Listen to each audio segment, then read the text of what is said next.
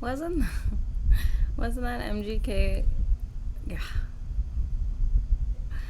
I could spend this whole episode talking about how much I love MGK, but we won't.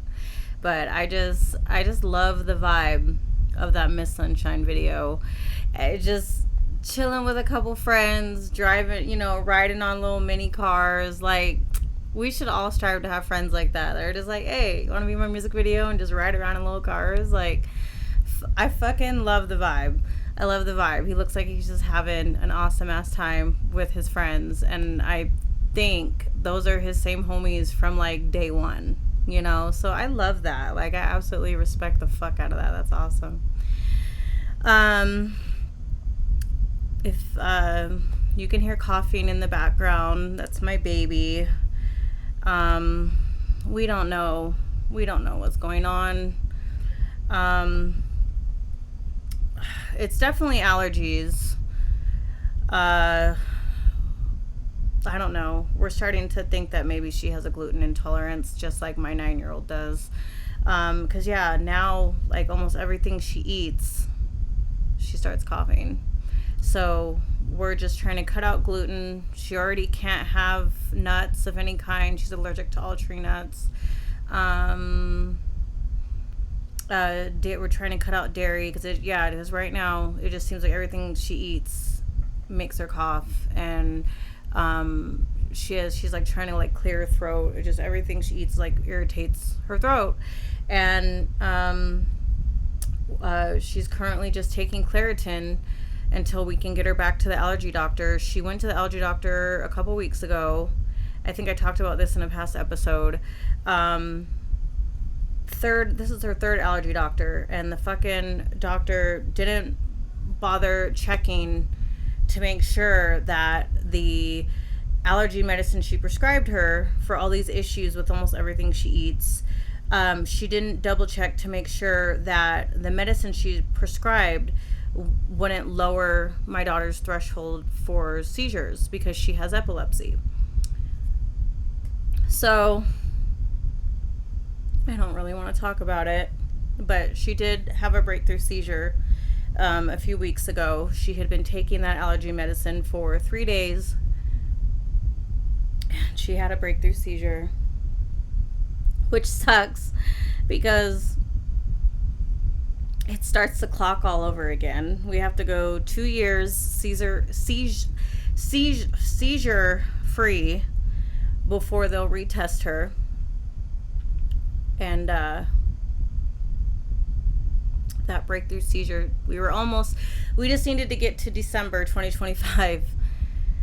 And so that breakthrough seizure reset the clock because her fucking doctor, we told her she had epilepsy. It's in her chart. It's frustrating. I don't like talking about it. But, so yeah. It's just one thing after another with my kids. Yeah. Because my 9-year-old has a gluten intolerance. The baby has epilepsy. She's also allergic to all nuts, tree nuts.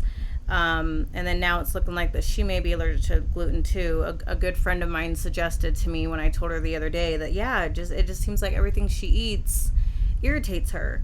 And she's coughing.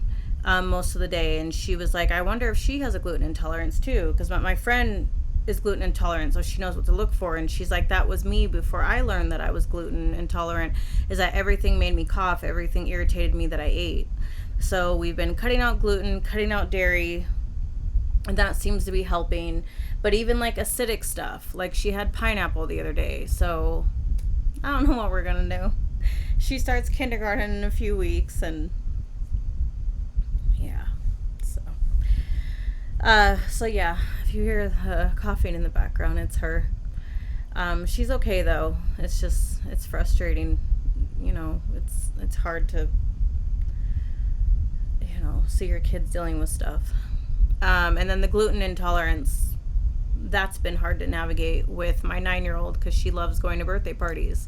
And birthday parties have been hard for her because, she can't have the pizza, she can't have the cake, and she is a trooper at the birthday party and acts like, this stuff doesn't bother her.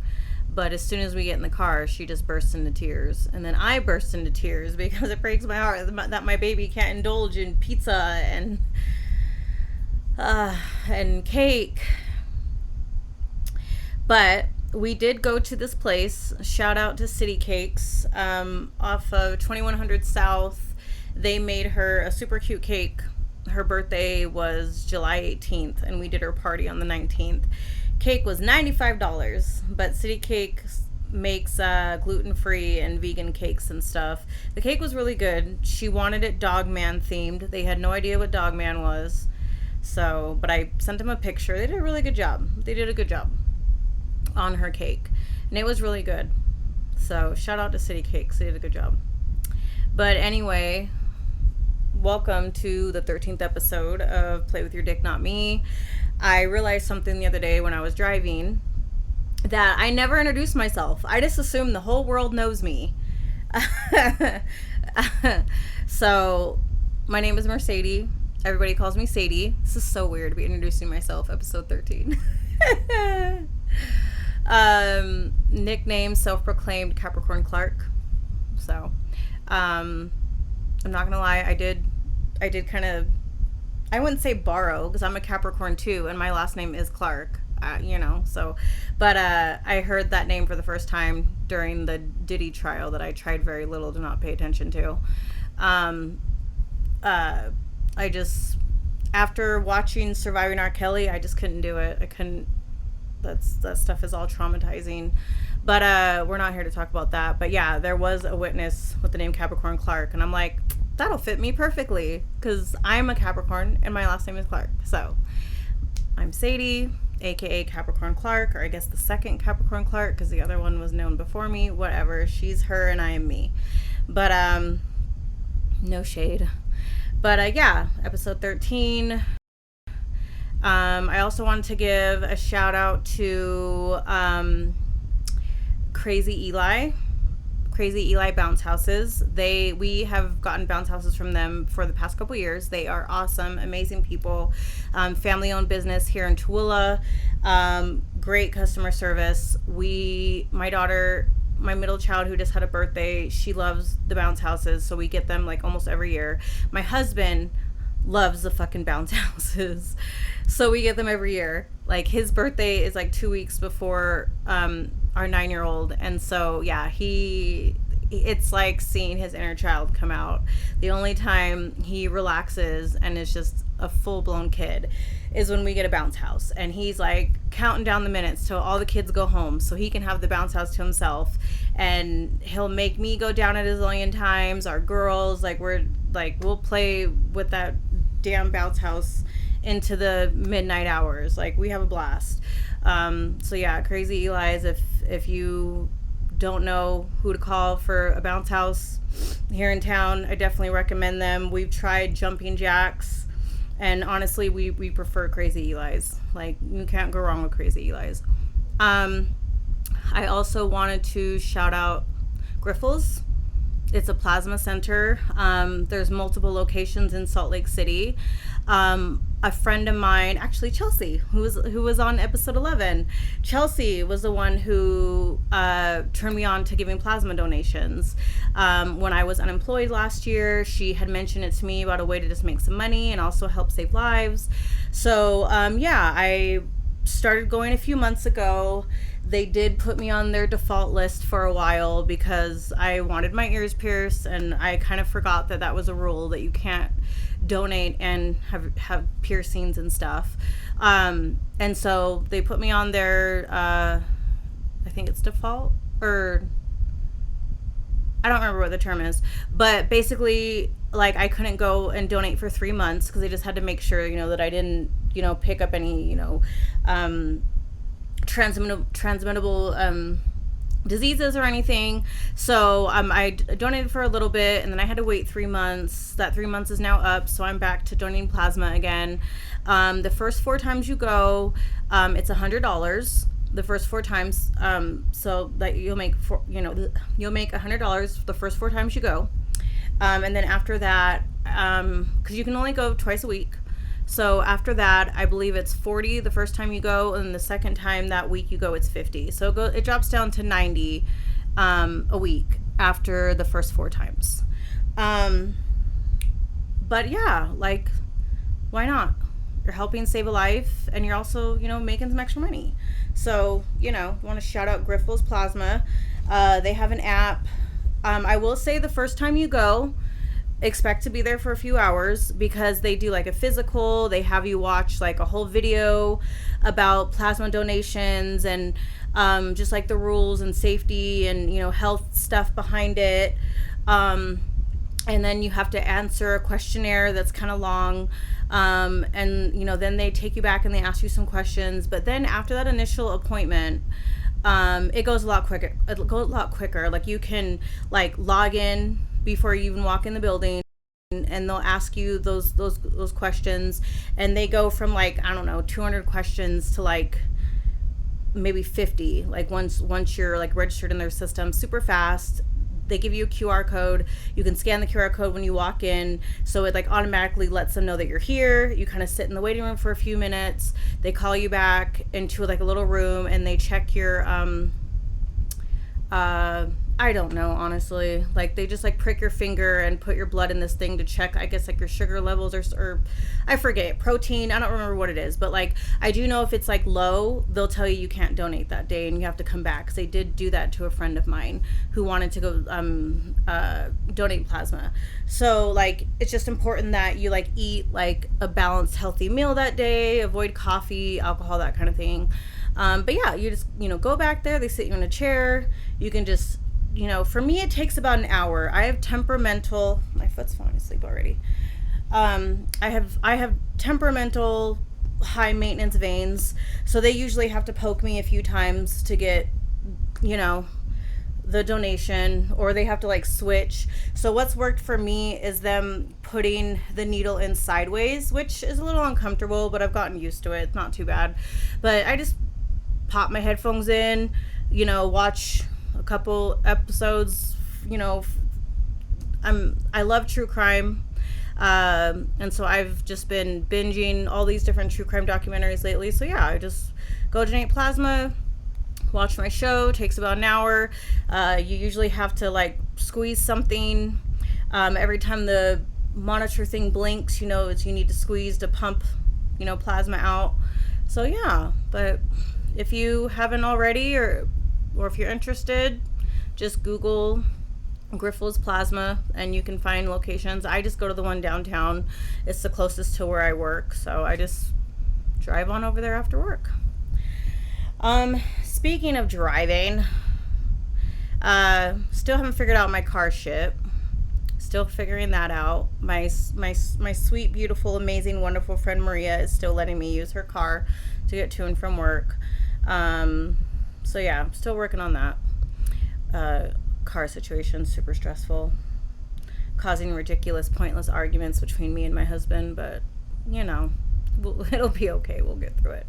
Car issues suck. And then I think I talked about it in episode 11, how excited I was to go to that hip hop class in Salt Lake. It's almost like, not that I feel like the universe is against me or anything, but it's almost like I talked about it too much and was like, I'm doing this, I'm so excited, I'm gonna go tomorrow, and the universe was like, no, you're not. Uh-oh.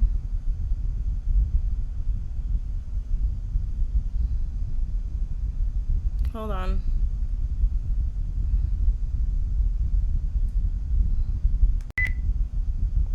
I don't know what happened, but my recording stopped. So, on my phone for the audio. That's frustrating. I'll have to figure out how to stick two files together. I don't know how to do that. We'll figure it out. Anyways, or I might just have to extract the audio from this video. I'm figuring all kinds of stuff out. I'm not like a super tech savvy video type person, but since I've been doing this, I've been, learning a lot. But what was I talking about? Oh yeah. No, I don't remember. I said, oh yeah, but I don't actually remember. What was I talking about? Oh yes, so the hip hop thing. So yeah, it's almost it's like I talked about it too much, and then the universe was like, yeah, that's not gonna happen. You're not going to that tomorrow, because that's when my car broke down on my way to work that morning. The infamous horrible Wednesdays, like they're back again or something. Um, I don't know if I ever talked about this, but since I was like 6 years old, Wednesdays were always my horrible, horrible, no good, very bad days. I don't know why, but I hated Wednesdays. I dreaded them. I remember actually telling my mom, I think it was sixth grade actually, or maybe seventh, telling my mom, Wednesdays are always bad days for me. They're always just horrible. Everything just goes wrong. And my mom was like, well, change the way you look at it. Like, reframe that and think more positively. Instead of thinking Wednesdays are going to be a bad day, get up in the morning and go, Wednesdays are going to be great. Today's going to be a great day. Just think positive. And I tried doing that for a while. I can't remember if it worked. But then a few years later, she ended up passing away in a fire on a fucking Wednesday. Yeah, I don't know. Crazy. And what was weird about it, I actually didn't start talking about this openly until recently. I had a voice that kept coming to me the month prior, actually telling me that she was going to pass away. And I remember like physically like hitting my head, being like, stop it, stop it, stop it, stop it. Cause it like freaked me out and it scared me. And I didn't know why this voice kept telling me, your mom's going to die soon. Your mom's going to die soon. Your mom's going to die soon. And, the morning that she had passed away in the fire, I was having a horrible nightmare about her. I basically dreamt, that I was trying to chase her and catch up to her. And no matter how fast I ran, I couldn't catch up to her. And then this big golden gate opened and she walked through the gate and then it shut and she just kept walking and kind of fading into the distance, and there was smoke or mist, and this man pops up and I'm at like a guard and I'm like, hey, I need you to open the gate. I'm trying to catch my mom. I'm trying to catch up to her. And the man just kept repeating, you may not enter. It is not your time. You may not enter. It is not your time. And I'm crying at this point. I'm like, please open the gate. I got to get to my mom. And he just kept saying, it is not your time. You cannot enter.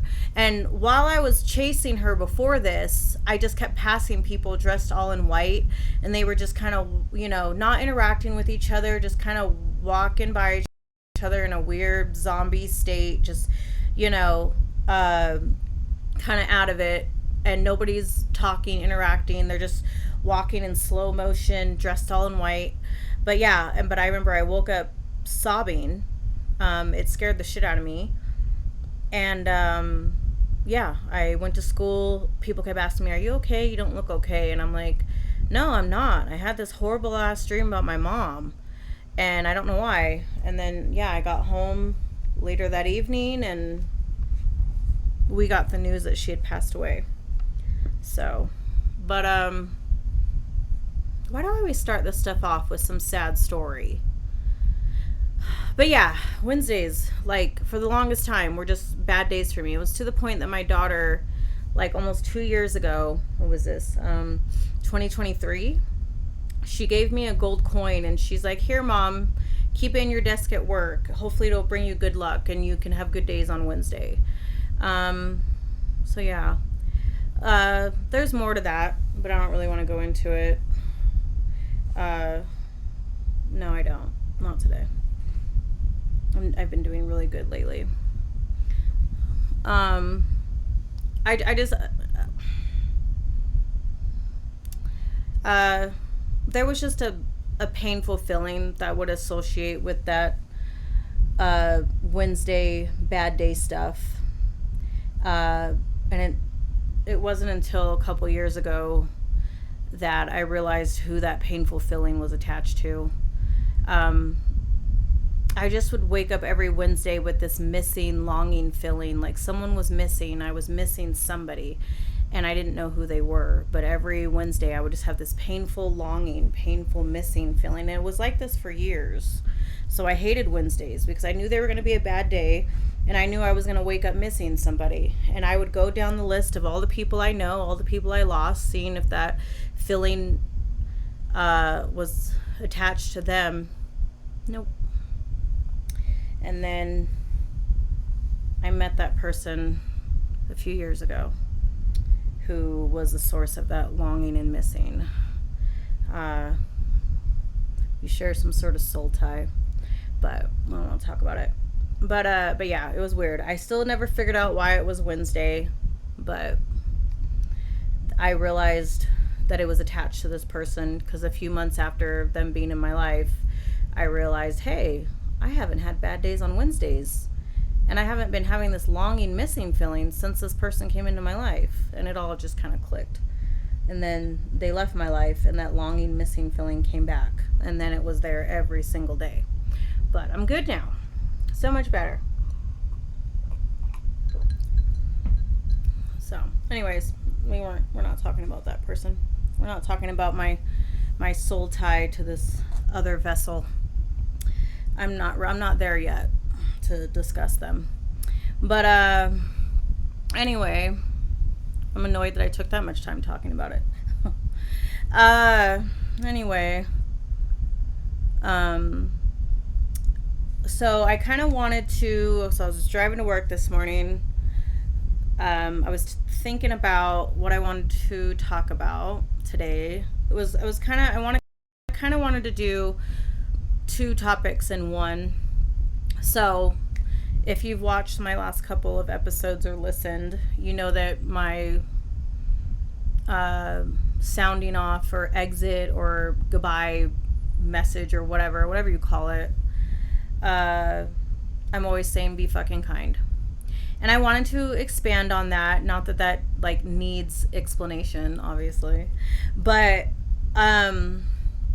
I just kind of wanted to expand like what I mean behind it, really. So I have this philosophy that I believe, I might have mentioned this before, that I feel like love starts at home. It starts at home. And I don't think that it's difficult to raise kind, loving children. I just don't. And so it blows my mind, especially with me being a mom that has children that have been bullied and dealt with those issues with other children not being very kind to them. Me being bullied growing up, I have thought about it a lot over the years. Like, I mean, obviously I know a lot of different factors play into it, but I've always just been like, it is not hard to be kind, and it's not hard to raise kind individuals. But I understand that hurt people, and it's what happens sometimes. If you're unhealed, if you're a broken, unhealed person, you're gonna bleed on people that don't cut you. And unfortunately, you may raise tiny humans and not give them the attention and love that they deserve. And then they might grow up to be people that bleed on other people that didn't cut them. So I believe that love starts at home. And I like to believe that if you are filling your children with so much love, making them feel seen, making them feel heard, meeting their needs, giving them your full attention, getting down to their level and having a conversation, helping them understand things that may be a bit confusing for them, like if they do something that they shouldn't. You don't need to yell at them. I understand we're all guilty of it. I'm guilty of it. Like, we have our days, we have our moments. Like, we might already be stressed out about something, and we're also trying to fight against the programming that we were instilled in us, that we were, the household we came from. So sometimes we do reenact behaviors of our parents, and because we're the generation that wants to break generational curses, we feel bad about it. We feel bad when we accidentally snap or yell at our kids because we want to be better than our parents.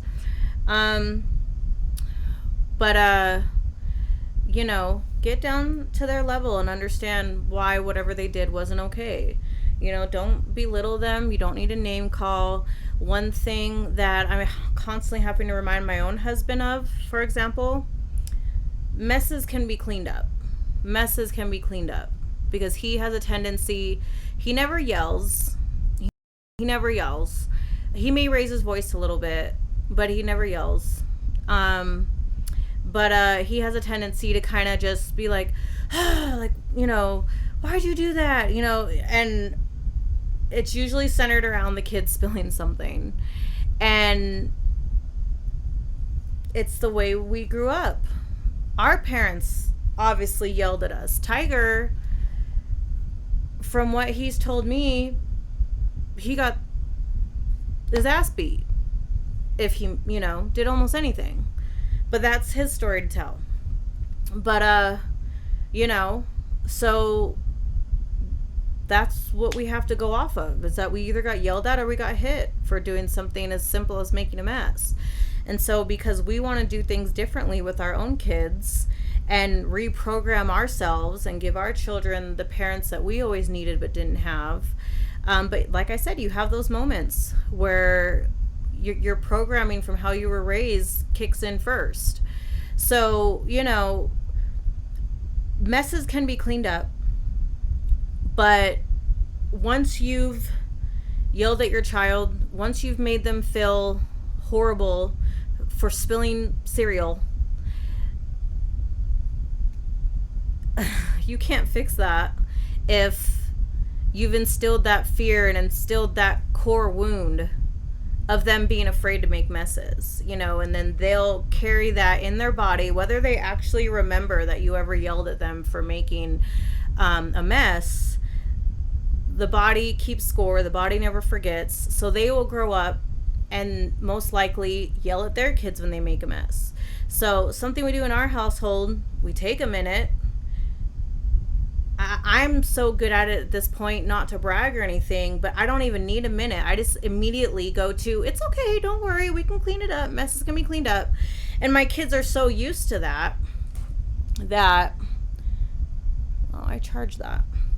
My kids are so used to, I guess we lost our, I hate when that happens. That's okay. So my kids are so used to me just going, it's okay, we'll clean it up, that they don't even react, like they don't get upset or, brace themselves to get yelled at, because they know that mom's not going to have an issue if they spill the mess. Like they because my girls are my girls, they still might feel a little bad and be like, oh, that was all my fault. And I'm like, no, it's okay. Like, it's all right. Like, mess is going to be cleaned up. See, let's clean it up. It's okay. But really, like, they handle it well. They know that they don't have to be afraid or be worried that they're going to be screamed at or hit or something. So, yeah. So, I feel like if you are doing the best you can with giving your kids all the love, attention, guidance, support that they need, making them feel seen, making them feel heard, I feel like if you instill all those things in them and give them all the love that you can, that they will walk out the door, go out into the world, and spread that love everywhere. I mean, that's the goal, right? To increase the amount of love in the world.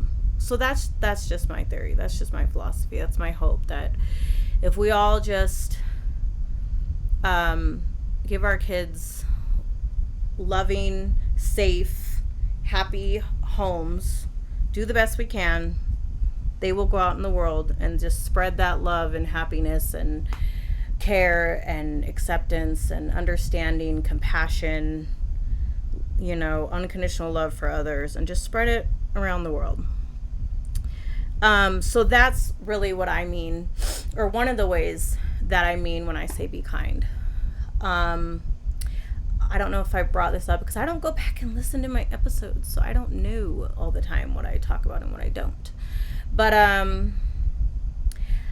I personally, not judging anybody else, but I've grown a lot personally as an individual, as a person, as a on my healing journey person, and I've just kind of evolved and shifted over the past couple years, and it's just come to the point for me that I don't talk about people. I don't like to gossip. I don't like to be in or entertain spaces that think it's okay to discuss other people, especially when those people are not around to defend themselves, or they're talking with other people, passing judgment about life decisions that somebody else is making. We are only walking in our own shoes. We don't know what other people are going through. We don't know how and why they came to the decision that they came to. If they're happy, that's all that matters. If they're not hurting anybody, that's all that matters. So I just, even if the people I'm around are discussing this other person out of concern, and not like talking shit or gossiping, but more out of concern, either way, I tend to shift the conversation or say something like, well, they're happy. We don't know why they came to that decision, but they're happy and that's all that matters.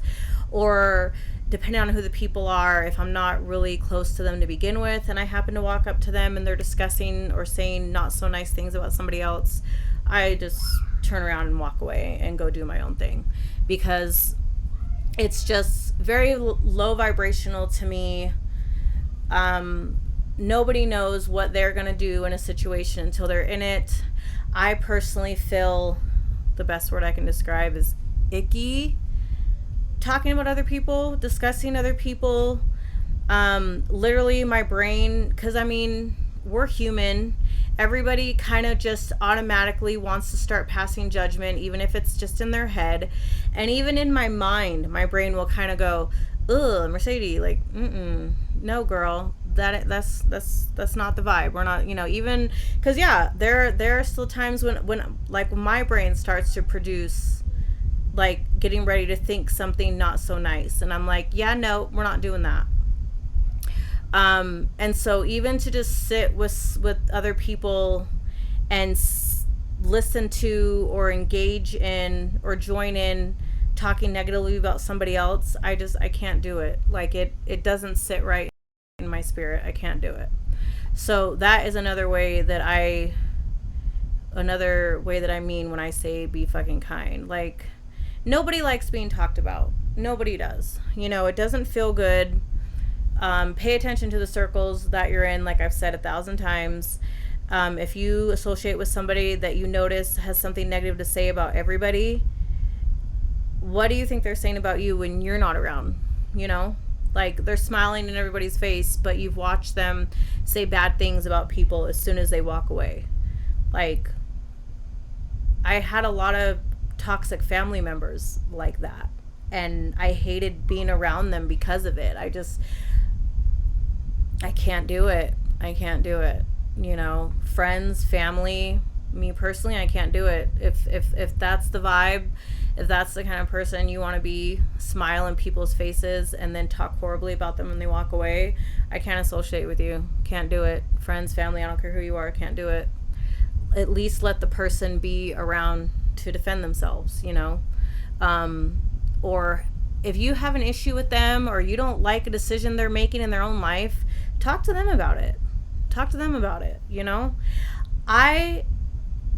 I'm speaking from life lessons of my own. Like I said, no shade or judgment on anybody else. I'm speaking about life lessons that I've learned myself, because I was a teenage girl. I gossiped.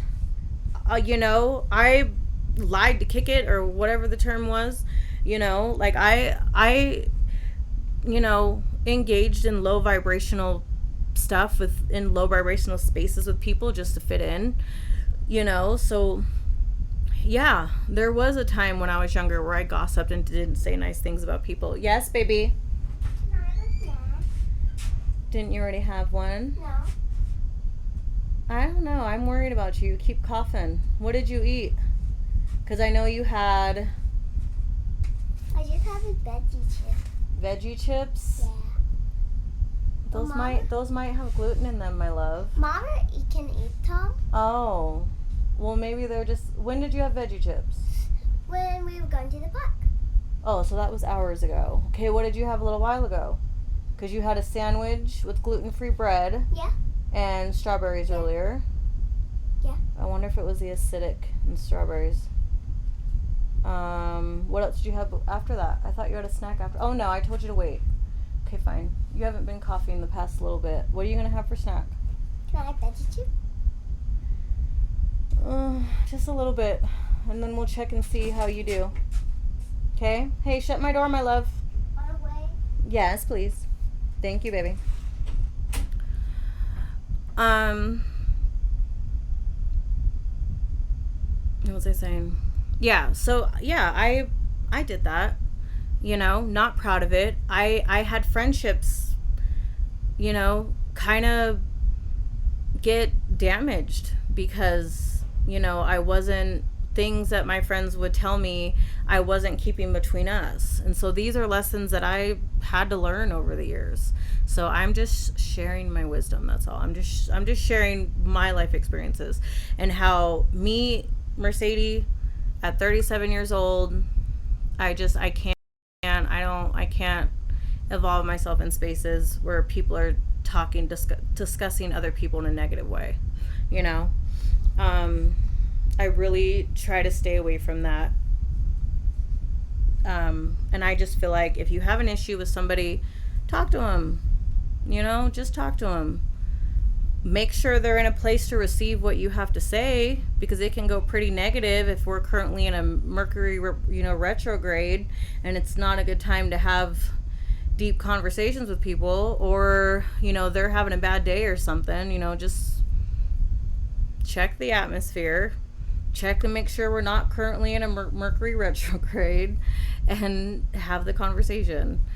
And, you know, the obvious ones, you know, just in general, be kind to people. I used to think it was fake to have to yes, my love. I didn't cough when I was eating veggie chip. You didn't? Mm-hmm. Okay. Well, I'm still keeping an eye on it, though. I love you. I forgot what I was going to say. My baby distracted me. Yeah, like you don't know what people are going through. Oh, I used to think that it was super fake to continue to be kind to someone that you can't stand, kind to someone that you don't like, and I'm like, hell no, I ain't doing that. Like, I ain't pretend. If I don't like you, I don't like you. I'm not gonna be around you and pretend like I like you. But again, learning at my big age of 37, it's not fake. You know, it's actually, I feel like, a sign of maturity if you can continue to be civil and be kind to somebody that you just don't particularly vibe with for whatever reason. And yeah, like the obvious ones. Something as simple as a smile, complimenting somebody. You have no idea what that, and don't even have to compliment something on the surface, like their shirt or their hair or their makeup or their hat or their glasses or whatever. Like, you could tell them, your energy is dope. Like, we vibe. Like, I love the aura that you bring when you walk into a room. You know, that would probably catch somebody off guard. Like, whoa, really? Like, thank you. You know, it doesn't have to just all be external stuff. Or it could be, I really like your heart. The world needs more people like you. You know, I love saying that to people. The world needs more people like you. Yeah. So anyways, pivoting. I heard this expression years ago. I don't know who originally coined it, but fix another queen's crown without telling the world it was crooked. That was another one that I had to learn, because when I was younger, in a low vibrational place, I would tell other people when another queen's crown was crooked, when I should have just been picking my friend up, helping her get through her stuff, and not tell anybody else about it. Like, that's really what that means. Like, if your friend comes to you, they're having a hard time, they're not doing okay, they just broke up with whoever they were with, you know, they lost their job, they're depressed, whatever's going on in their life, and they're just not doing good.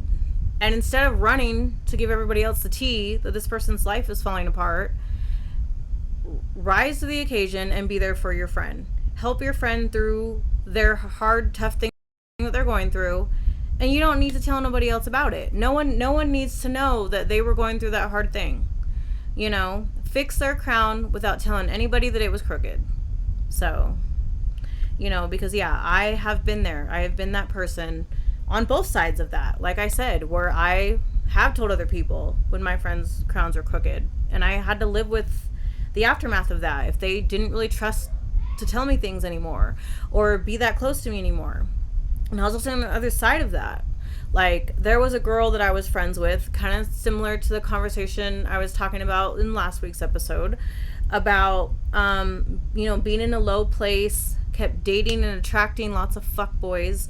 And I don't know, apparently this particular friend, even though her life was not where she wanted it, her relationship was not how she wanted it. I don't know, she chose to blast my life all over the place. I don't know, to make herself sound more interesting, or maybe take the microscope off of what was going on in her relationship. I don't know what her reasonings were behind it, but she actually ended up telling me that she was sharing my life, stalking my whole life on the boardwalk, telling my whole life to her coworkers. And she told me this. And I'm like, why? Like, I don't know these people. Like, why are you telling them my whole life? Why are you telling me about, how this thing that, this situationship that I just recently got out of with this guy or whatever. Like, and it was very uncomfortable. It was very unsettling. I didn't like the fact that a complete stranger that I didn't even know knew about my life, and she's at work with these people discussing me and then telling me about it. And then on a different occasion, she told me that her and her boyfriend just don't have much to talk about. So in order for them to have things to talk about, she discusses me and my life. And I'm like, really? Like, your relationship is that, they're like, there's that many, I mean, your communication is not quite there with him, to the point where the only way to get him to pay attention to you and communicate with you is to discuss me. So that was unsettling, that was jarring, and it was weird that she felt so comfortable just telling me this.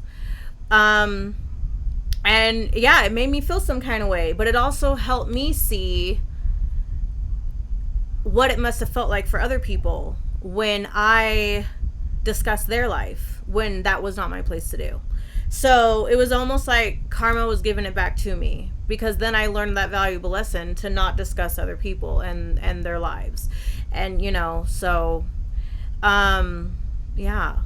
So I really just try to refrain from that, because, it doesn't feel good. It doesn't, and nobody wants to be talked about. So, yeah, so that was basically the two things I wanted to talk about. Not much else for today. So I'm gonna stop it here. And I feel like my schedule is just all over the place, because I skipped a week due to just being stressed with my car issues. So I know that before I was releasing an episode on Monday and Friday, and now it's just kind of all over the place. So I will get that back on track, and I will get another guest on. I don't know when. I've been trying to get Tiger to come on for a while, but those of you that know Tiger in real life, he's very shy. He is very observant, really only talks to you if you talk to him. I mean, that's everybody else in the world. Me, he never shuts the fuck up. He's very comfortable with me. But being comfortable with me, but then being comfortable with me with a camera on us, or us being recorded, is a very different thing. So he is just still a little hesitant about it. And so, I mean, it doesn't have to be a recorded episode. We can just do audio, and maybe he'll be a little more relaxed. And then I also feel like I have to prep him because he's so politically incorrect and says a lot of things that you should not say. So I feel like I would just be editing a lot of our dialogue out because he has no filter, and I have to constantly get after him with what's okay to say and what is offensive. So, but he is very funny, so funny, funniest person I know. We have great conversations. We have so much fun. So I just would like everybody to see that. But yeah, and then the car stuff has been a lot for both of us. He's super stressed out. You know, he always wants to just make sure everything in my world is perfect and running smoothly. So the fact that my car is having issues is just really bothering him because he never wants anything to be wrong with me. He never wants anybody to hurt me or anything to be stressing me out. So, Tiger in a nutshell. If you broke his crayons in kindergarten, he fucking hates you. He still fucking hates you. He can hold a grudge forever. But if you broke my crayons in kindergarten, he really fucking hates you and wants to like hunt you down and beat you up. So it doesn't matter to him. I've had friends that I've had a falling out with and then I make up with them and he's like, I don't care, I still fucking hate them. Like, they hurt you, I hate them. And so, yeah, so this car stuff, it's stressful for both of us, but he also hates seeing his wife upset. So I love him. But yeah, one of these days, I think I want to do like a couples episode because we have like couples card games. And so I really think it would be fun to do that.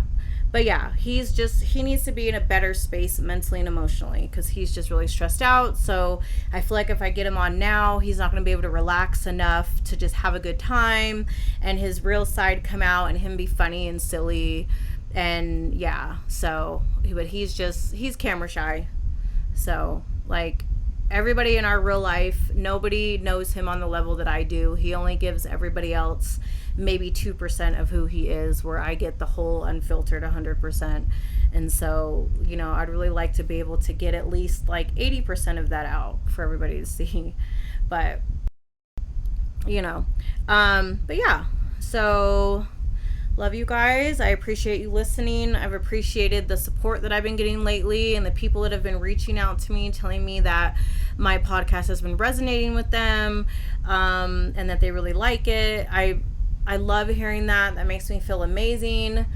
And it motivates me to keep going, that I'm, you know, resonating with people and, you know, hitting them right in their feels, I guess, because I've had people contact me telling me that like my episode made them cry or made them tear up, and I'm not trying to purposely do that. I'm just speaking my truth. But I've appreciated the people that have reached out and sent me messages and shared and liked my stuff.